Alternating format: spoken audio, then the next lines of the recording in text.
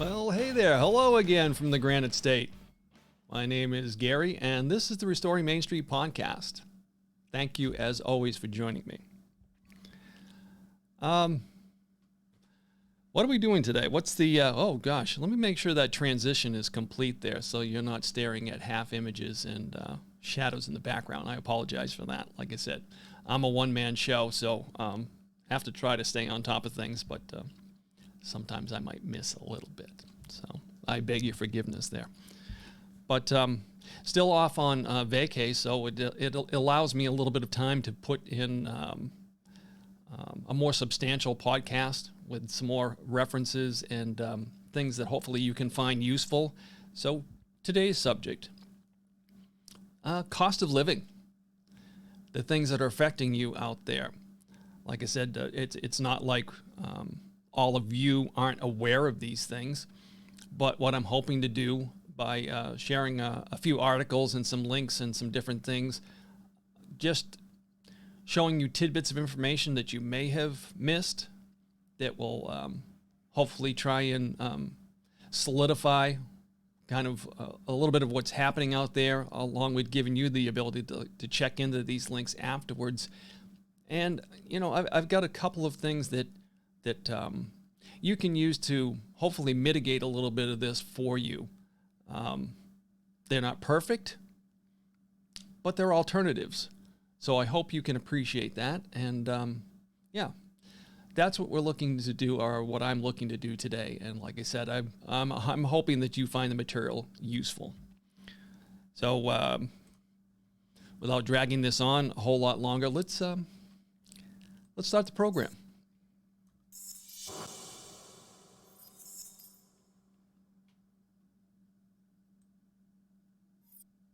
And hello again.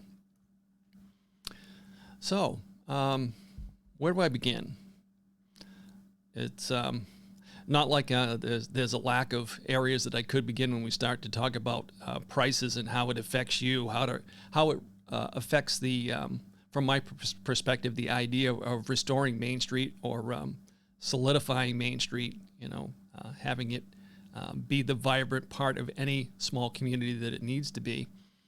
But one of the big things that hits home first, and I don't think anybody's going to argue with this, right now it's the price of gas. Gas prices are absolutely insane. And there's no reason to believe that things are going to necessarily get any better. Basically because, you know, the key players or conditions that would cause there to be a substantial relief to all of us are not being addressed. They're pretty much being ignored, or, you know, months ago, openly they have been discussed as subjects of target. So what do I mean by all of that? Well, like I said, I'm going to share some articles and try and read down through this for you to, excuse me, gotta love that, to help try to explain some of these things. Goodness, excuse me again. So, where can I start? Well, let's grab this. There we go. And I'll pull up this. I want to play you a quick clip.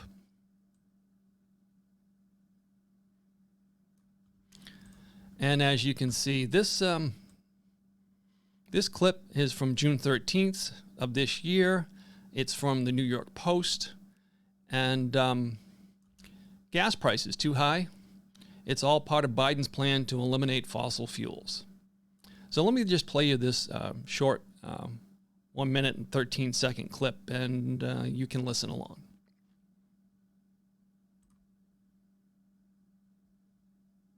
Over the weekend, President Biden was talking about the greed of energy companies. And he's saying, listen, there are 9,000 unused permits. These energy companies aren't drilling to keep prices high. Is it as simple as that, or is that a misleading argument? That is not factual what they're saying. From day one, the Biden administration has declared war on the American energy sector. And that's unfortunate because we're seeing now how important energy prices are to our overall economy. Not only does it affect everyday Americans at the gas pump, it affects the cost of every good and service in America. So gas prices are going to do nothing but go higher. And when the Biden administration tries to blame it on the energy companies by saying they're not filling permits, what they're not saying is they're activist bureaucrats in this administration that they've given the green light to. They're harassing the energy companies. They're doing the same thing with the coal companies in Kentucky. They're increasing fines. They're making life hard on the energy companies. Every statement that Joe Biden or anyone in his administration makes is a negative statement on the energy sector. There's also gas. Okay, there. Trying to just give you that little bit of that clip so that you can kind of see, or just get an idea of where that's going. And yeah, looking at me again for a second, I apologize. I'm going to attempt to just read a couple of things out of this article. So let me throw that back up for you, and I'll take a look at this. Just a point of reference, which is, kind of an important point right here. This particular short little paragraph, gas prices have doubled since Biden took office. J.P. Morgan analysts predict $6 a gallon gas by August, and experts warn that this crisis will continue even after Biden's term ends because he's dismantling fossil fuel production. When he was running for president, he promised to shut down oil producers. No ability for the oil industry to continue drilling, period. He pledged to put the country on an irreversible path toward doing away with fossil fuels. So, when he talks about, this has, nothing to do with my administration, when this has nothing to do with me, that's not an honest, sharing of our reality. He is attempting to gloss over and basically manipulate, the public opinion of what it is that he's doing. So you just can't take, what he's saying at this point seriously, because he's not being honest about what's going on in the background. Let me go back to, not go back to, how about we go to a different article just to help illustrate my point just a little bit further. This one I got from, as you can see, it's from Blaze Media, and it's from a Carol Roth. Carol Roth is, she describes herself as a recovering investment banker. She has a podcast. She's put out a book. You can look her up online if you want to see her credentials and references, but she is more than qualified to speak on this particular issue. So she wrote an article back on June 13th as well, and Roth debunked and explained, no, greedy oil companies are not to blame for gas prices. And let me just, like I said, try and share a little bit of this with you. U.S. gas prices hit an average of $5 per gallon for the first time last week, according to AAA. Americans are having to spend more of their hard-earned money on energy. But who is really to blame? And what she does is she's going to go through a little bit of this and break it down, and I'll read a couple of excerpts, like I said, from this, some paragraphs. Right here. The cost of crude oil is the biggest cost component of a gallon of gas and can skew the cost. In January, via the U.S. Energy Information Administration, the cost of crude was just over half of the cost of gasoline at 52%. In February, it was 61%. And as of March 2020, it was 59% of the total cost of a gallon of regular gas. Diesel, as she notes, varies slightly. Given its overall weight to cost, changes to crude oil prices have an outsized impact on final gas prices. The remaining cost areas, including refining, marketing, and distributing, and taxes. As of March of 2022, refining was about 18% of total cost, distribution and marketing about 12%, and taxes, federal, state, and local, about 12% depending on your location. She also notes here at the next paragraph, it's worth noting that gas stations make very little, and they don't reap windfalls when prices go up. Most gas stations are independently operated, even those that bear a brand associated with a major oil company. It is estimated that a real retailer's markup on a gallon of gas is 15 cents. And the profit after expenses average around 2 cents per gallon. And because of the low take, most gas stations supplement their business with selling a variety of other things, from cigarettes to beverages. So that kind of explains, all of us know, around here in the New England area locally, it's, Cumberland Farms is one of those places where they have quite the extensive store right next to their gas pumps. And gas pumps in any of these small convenience stores are more of a draw. You come and get gas, and they're going to obviously make their money on the chips, soda, and other essentials that you hopefully pick up inside their store. So that's an obvious one. Don't need to spell that out for people, but, worth mentioning. And then if you go further down in the article, he says the cost of crude. Cost of crude oil is set by factors of supply and demand. We all know this. Supply and demand imbalances can lead to major swings in the price of oil, as we have seen recently. Of course, there is also a major oil cartel that decides how much to produce at any given time, which factors heavily into supply. On the demand side of things, the world has seen massive shifts because of decisions made around the world related to the pandemic and the changes in behaviors that brought about. As people were locked down, demand plummeted, and as people emerged from the lockdown, demand increased. When China fully emerged from another series of lockdowns as the number one importer of oil in the world, it will add demand to the worldwide market. And then it goes on to just break down just a little bit of this quickly. It says in 2021, the U.S. use almost 20 million barrels per day. Worldwide, around 100 million barrels per day used.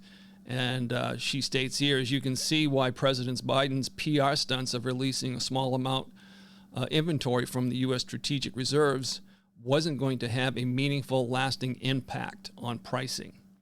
And, most of us that stopped and paused for a minute and thought about that, the amount of oil that he was releasing at those particular junctures, if you look at use compared to those gallons that he released, we knew it wasn't going to have much of an impact. So when she states a PR stunt, that is beyond obvious and blatant to any of us with our eyes wide open. And then she goes on, it says, on the supply side, in addition to whims of OPEC Plus regarding production, a variety of domestic and international factors impact oil production. The push for green energy has thwarted the progress that the U.S. was making in energy independence and increasing supply. The Biden administration canceling oil and gas leases, shutting down pipeline progress, and having substantial red tape for drilling and production all factor into the market's calculation on what supply will be like today and going forward.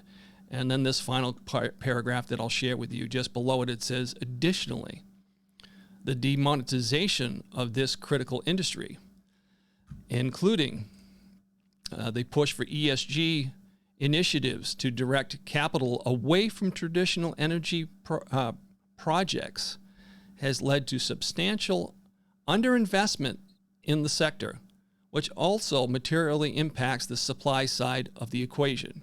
It is estimated that as much as $1 trillion in investment has been postponed or canceled over the past few years, with a large part of that related to ESG and the green energy push. So again, I'll share these links in the description for this podcast, like I always try and do, because I want you to be able to go back and read this for yourself.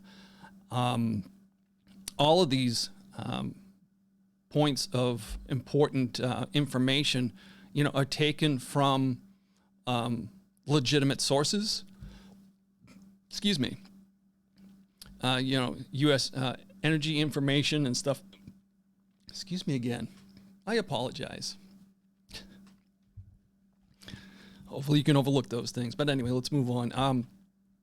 I want you to be able to read these things, like I said, for yourself. Grab the pieces of information that I share and do your own research. Like I said, I've said in the past, don't 100% take what I'm telling you as gospel.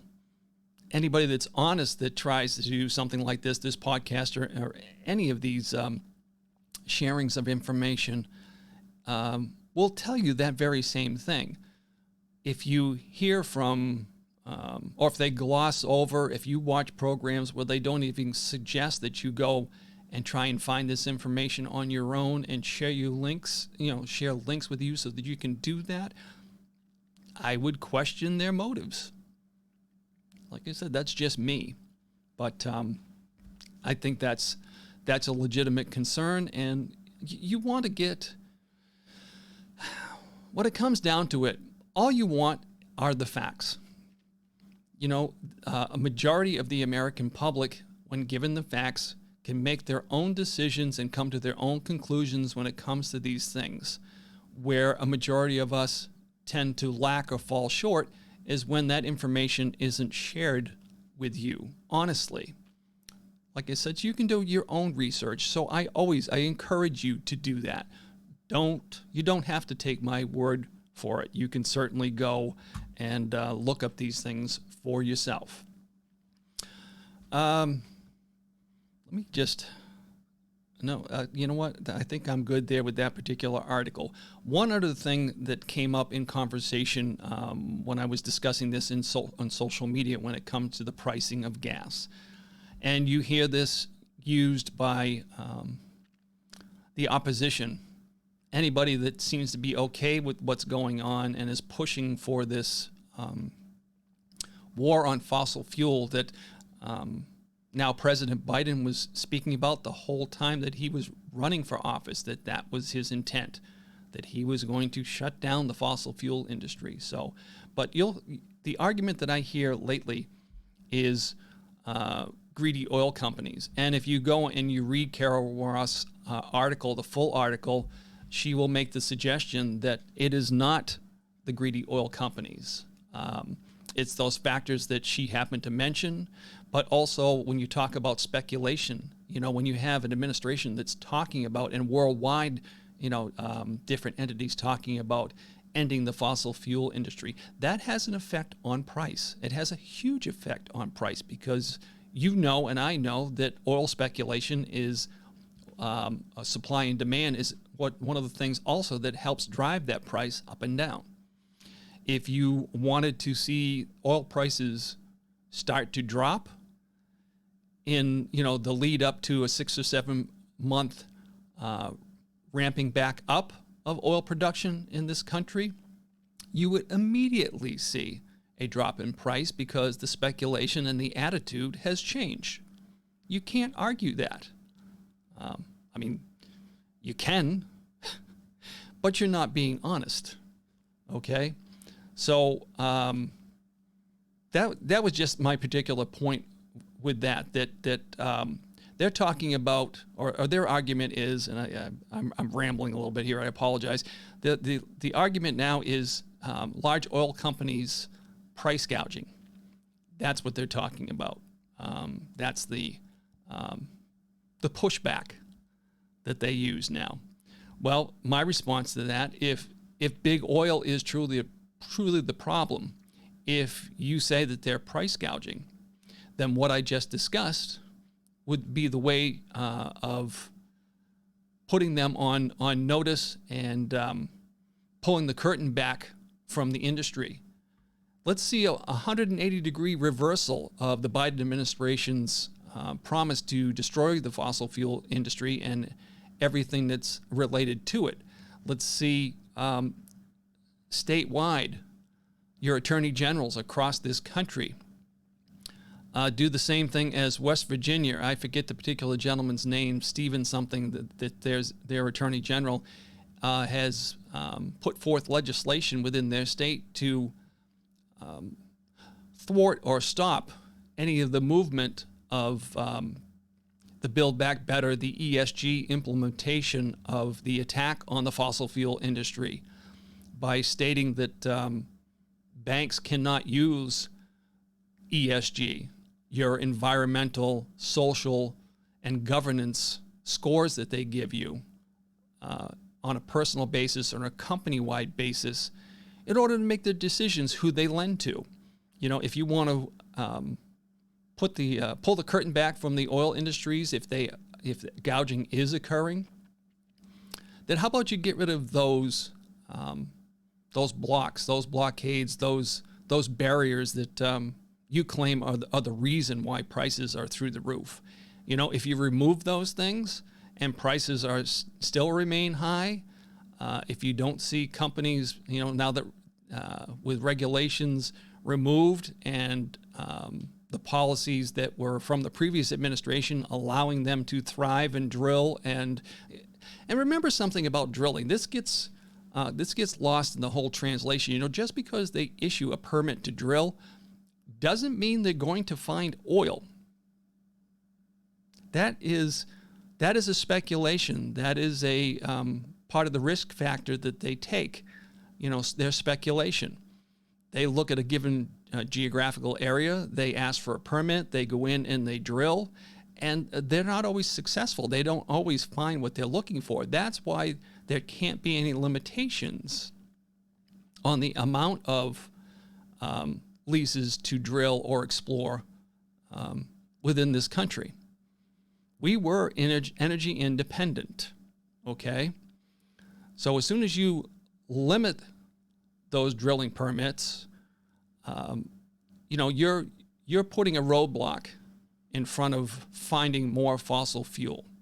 So, you know, the idea that they have all the drilling permits that they need, well, not all of them are successful. Not all of them produce what it is that they're looking for. So that's a lie, okay? But if you want to remove all the roadblocks, get rid of those things, pull the curtain back, and then oil companies have no more excuses. If prices are still high, even like I said, with the talk of a reversal on this administration's position on oil and the slow ramp up that it will take to get back to the levels of production that we had prior to this, you will see oil prices drop. Okay, like I said, because speculation plays a huge factor overall when it comes to pricing of oil. You know, supply and demand. If you can't produce enough, demand on what is left is very high. Okay, it's just all common sense. So those are the things that I wanted to share with you as far as oil prices and things of that nature. I wanted to share this with you too, and I'll do my best to pull this up to the screen and leave it for a second, so hopefully it comes in focus enough so that you can read it. My wife is going through some of her gas slips in one of her vehicles. You know, like a lot of us, you probably grab the slip, and so you don't throw it anywhere, so eventually it ends up in the trash. You flip open some spot in your vehicle, and you kind of stuff those in there, and you know, when your memory comes back to it, you go back in there, you go digging, and you fish them out, and you take a quick look at them and, toss them away so that they don't end up being trash on the side of the road. So I've got some slips that she found from back in 2020. And this one is from March 12th of 2020. And from our local gas stations, anybody listening locally will know where this is, Cumberland Farms. But anybody listening from further out will not. Let me see if I can hold that up there, if you can see that. Okay, sorry.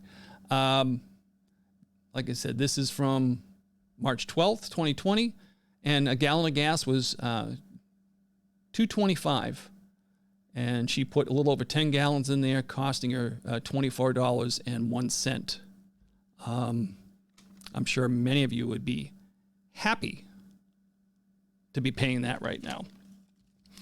Let's go a couple more months out. This is in May of 2020, near the end of the month. So, leading up to Memorial Weekend. Again, another slip from Cumberland Farms. She purchased almost 9 gallons and, $1.85 a gallon. And so she spent a whole dollar, $16.50 to, top off the tank. And then the last one I have is from just a couple months later in July 1st. She purchased almost 12 gallons, paid a whole $22.75, and it was $1.93 per gallon. So I just wanted to share that with you quickly, to bring it home to a local level. And I'm sure if you could probably do the same in your area, if you went digging for gas slips, if, like I said, if you have anything representing some of the habits of my wife and I, you would find the same thing. And not that they're not aware of this, but it's just a way to help re-illustrate the cost and what it is that we're talking about. So that's just one of the aspects of, what is affecting you right now as far as the cost of living. I'm going to get into another one right after this short break.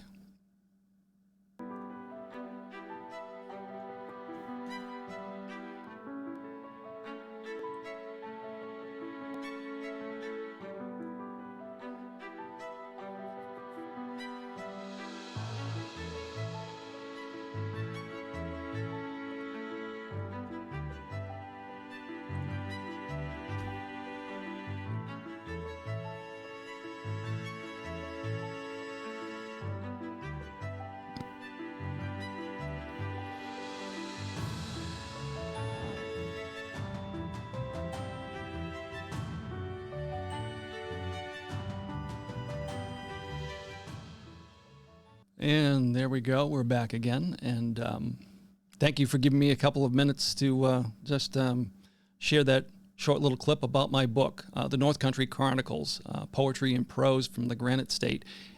If you would be so inclined to support me in that way, you can find that particular book on Amazon, Barnes & Noble, and I believe going through Target, if I remember, you find that at Target as well. So if you be so inclined to help me out in that respect, purchase a copy of my book, greatly appreciated. So let's move on to the next factor as far as your cost of living and what's going on with you right now. I wanted to share this particular article with you and its effect on food prices, and specifically, the meat industry. So if you look at this is an article from June 12th of this year. California's sky-high cost forces Smithfield Foods to shut down hog plant in the Golden State. And this particular article, like I said, gets into the plant that's they have plans on closing. And let me just read just a little bit of this for you, just to help illustrate kind of what this particular article has to say. And again, this is from Breitbart. Smithfield Foods, Inc., bought by Chinese-based pork juggernaut WH Group in 2013, made the announcement in a press release Friday, stating it is halting all harvesting and processing operations at its Vernon, California facility earlier next year. Compared to plants in other states, utility costs in California is 3.5 times higher per head to produce pork. And this is coming from the Wall Street Journal. They're sharing it through them. There's a quote here.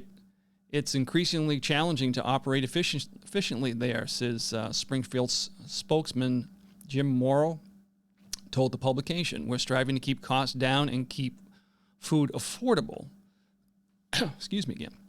Smithfield is further looking into exiting its California and Arizona farms and intends to scale down its sow herd in Utah per the release. Smithfield is tracking these steps due to the escalating costs, taking these steps due to the escalating costs of doing business in California. It looks like if you go further down in the article, there's 1,800 employees that'll be affected. They're looking to, offer them jobs at other facilities or whatever they can possibly do to assist them in their transition.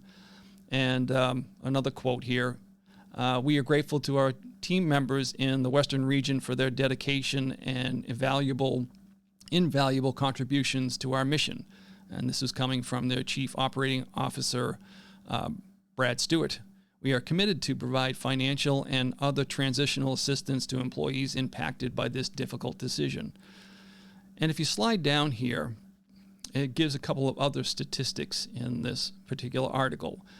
The April prices paid index for commodities and services, interest, taxes, and farm wages rates rose 1% from March 2022 and a 14% from April 2021 of the previous year. Higher prices in April for complete feeds, other services, nitrogen, feed grains, and more than offset the lower price of feeder pigs, LP gas, gasoline, and supplements. And the last paragraph here, the higher expenses have in turn impacted the cost paid for farm goods, with April's index of prices received from agriculture production up 5.1% compared to March and 28% higher than April of the previous year, 2021. Moreover, livestock index increased a whopping 40% year over year, while poultry and eggs jumped 94% between April 2021 and April 2022. So I know I'm not telling you something you don't already know, but it's part of the reason. There is a list circulating out there, and I don't know how relevant each link or place. It's a list of places that have been meat producers and small plants across this country that are either been damaged or attacked in some way or had some type of difficulty that have halted their production. And the list is lengthy. So it begs the question, is this just a coincidental tsunami, or is this intentional from entities and groups that are looking to cause pain here within the United States, to attempt to cause chaos? And like I said, that's obviously a speculation on my part. I can't necessarily link any groups or people to these events, but if you get a chance, and if I can find that again, I will share that with you as well. But look up that list of meat producers across the country that their facilities have been attacked or shut down for whatever reason. And all of that goes to the cost of you being able to afford to serve even the basic meats at your, dining room table. So all of that affects cost, supply and demand, as we all know. Supply goes down, demand stays the same, prices go up. So that all affects you in ways that, you're just looking to live. You're just looking to survive and feed your family. So all of those things are factors that we're all aware of, and unfortunately are topics across that same dining room table, and it's difficult. It is difficult. Let me share another quick article from the beginning of June, another one from Breitbart. And this is related, so I just wanted to share this with you. And it talks about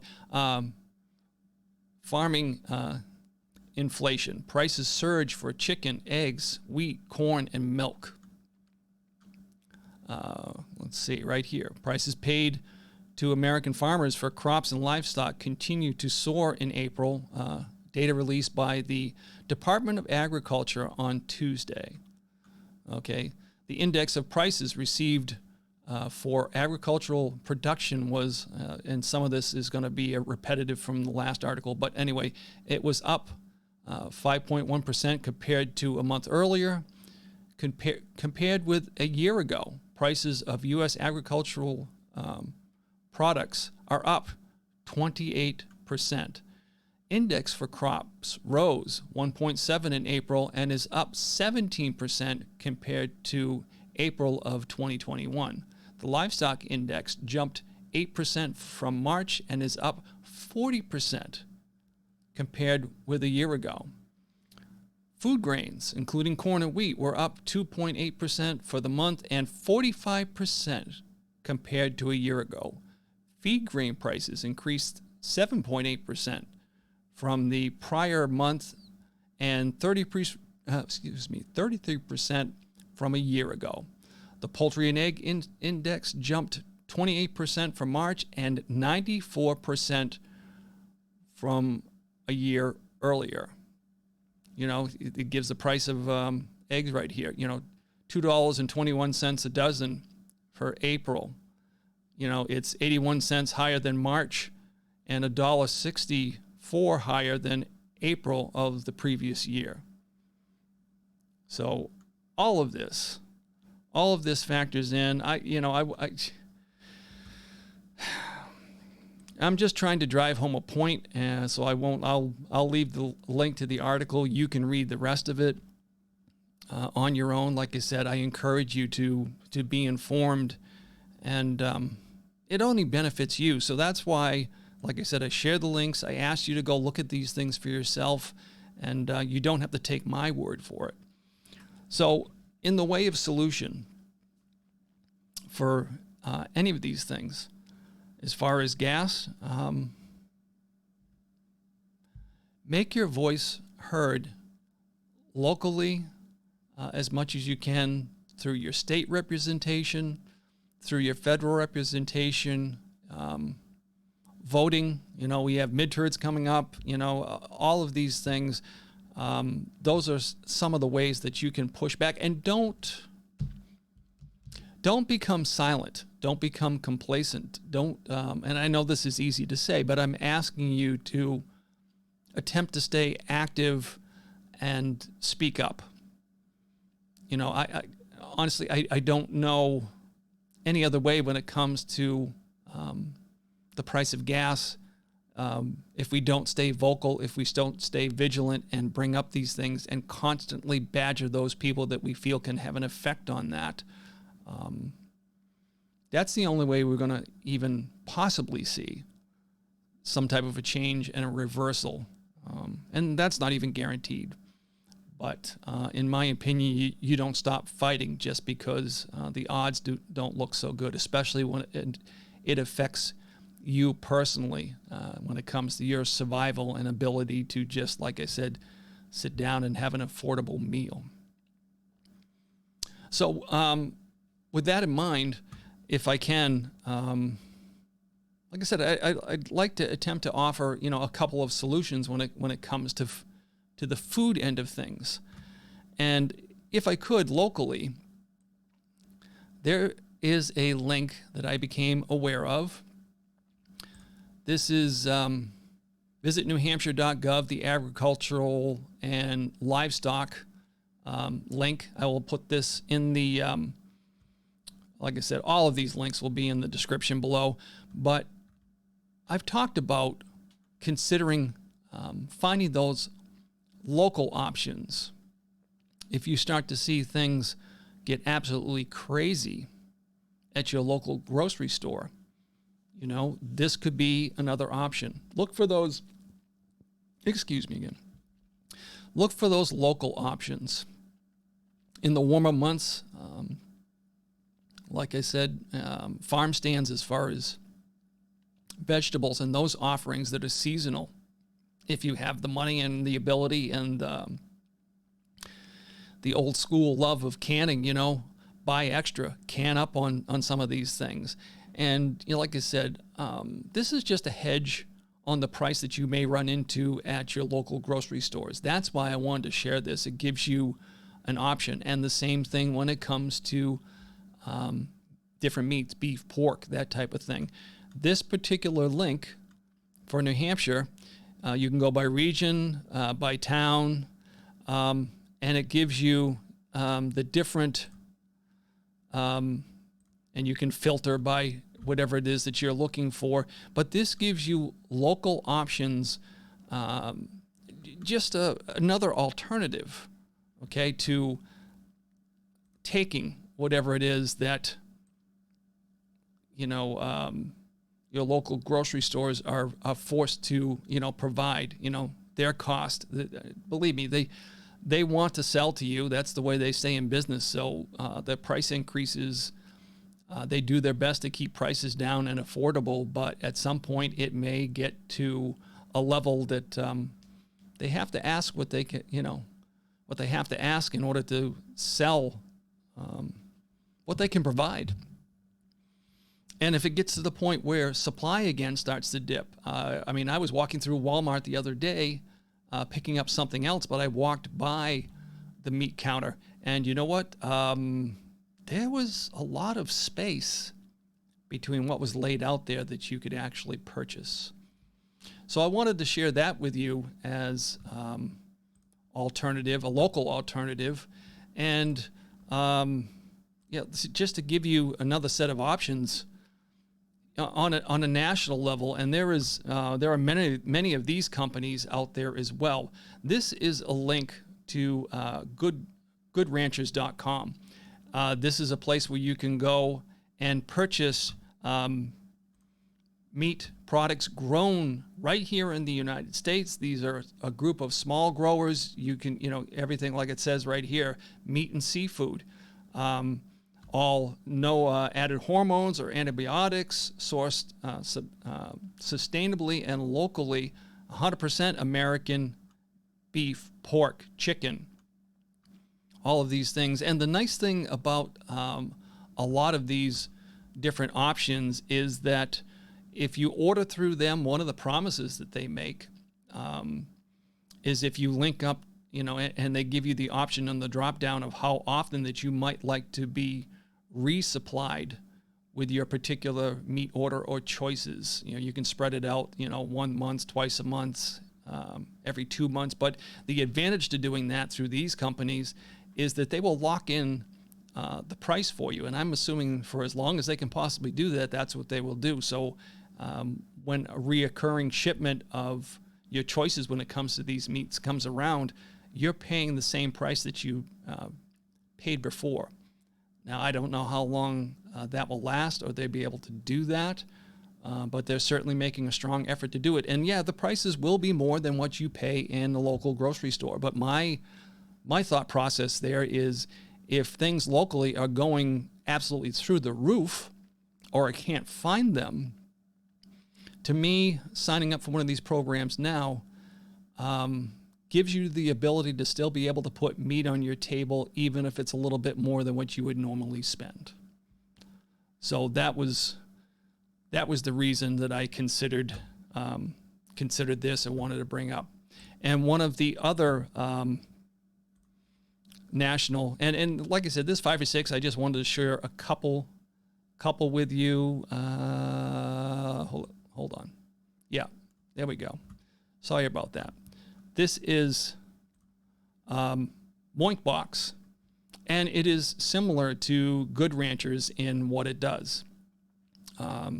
They will, give you American, homegrown, grass-fed, grass-finished beef, lamb, pasteurized pork, chicken, and wild-caught salmon. And this is, like I said, it's just another option. Gives you the ability, even if it's at a slightly higher cost, to still be able to put meat on your table. And they offer the same locking in of prices that Good Ranchers does. And like I said, you can look stuff like this up online. There are other companies that do the same thing that are homegrown here in the United States. And like I said, I don't profess to have all the answers for you, but all I wanted to attempt to do was share some information, give you some options so that you can try and deal with this the best that you can. And just trying to be of a benefit, trying to perpetuate what it is that I talk about when it comes to restoring Main Street and our overarching goal when it comes to this, my website and this podcast and the efforts here. So that's what that's all about. That's what I wanted to share with you today. And, all of those things, all of the things that impact us, our day-to-day lives, just being able to,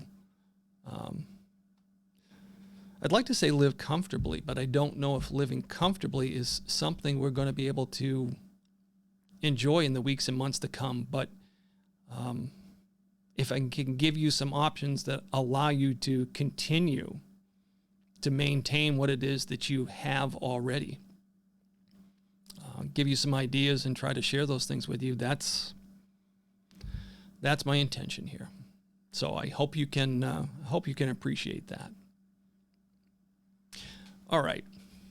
So let me give some shout outs like I always do with my podcast for just some of the people that support me. Coffee News Rochester. My friend Gene Valley, like I have mentioned before, is a big supporter of this podcast. He shares it on his Coffee News Rochester on Facebook. If you live in the local area, Rochester and surrounding community, you will find a wealth of information there on that particular page on Facebook. So I would appreciate it, and Gene would as well, as if you would use that as a source. Go to Facebook, go to Coffee News Rochester, and take a look at his posts and offerings there, along with catching links to my podcast. And continue, if you would, to pray for Gene, like I said, because he's just has some continuing health issues that he's still dealing with.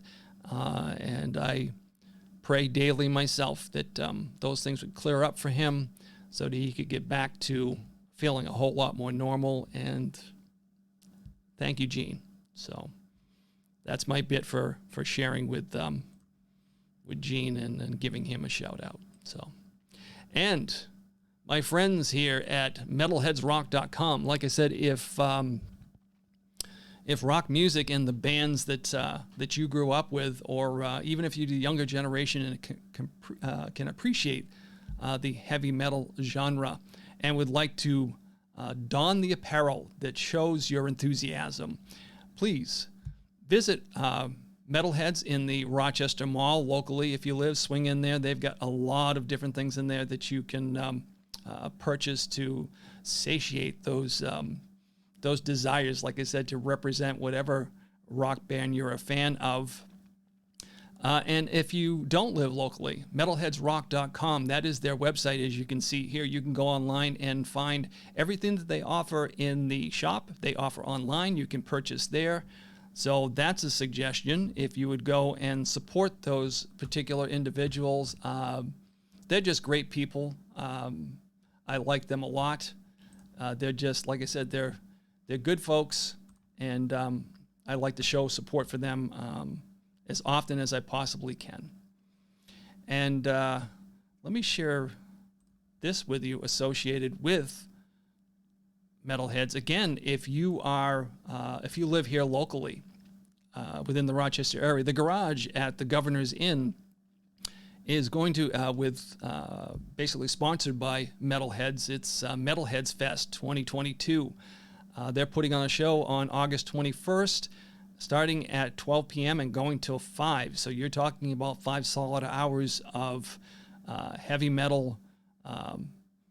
Just if you want to be in Nirvana, sorry for the grunge reference, but heavy metal Nirvana, and can appreciate some of these local bands, show up, buy tickets, buy them ahead of time. Reach out. There is a link to find tickets on here. This is on their Facebook page. If you type up Metalheads Fest 2022, this page will come up, and you can find out about getting tickets and the bands that will be performing there.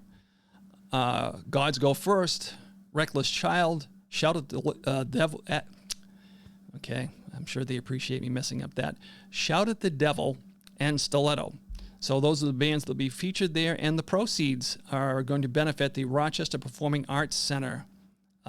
So it's a more than worthwhile cause and endeavor. So I ask and would ask that you would support them. I would greatly appreciate it, and believe me, my friends at Metalheads, whether you visit the store or the website, or decide to check out some of this music, I'm sure they appreciate all of the patronage as well. And well, what else can I share at this point? I guess I do provide a link. I've been doing this lately.